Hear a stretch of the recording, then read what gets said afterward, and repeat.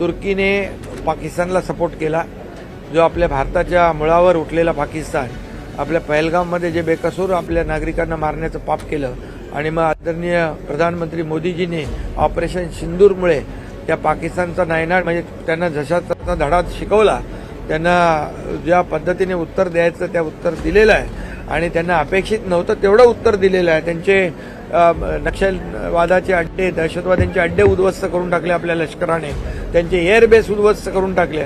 पाकिस्तानला अपेक्षित नव्हतं तेवढं भारत घुसून आतमध्ये त्यांचं घुसके मार दिए आहे। एरोड्रम त्याच्यावर पण आपण त्यांचं ते हे केलं, नष्ट केले।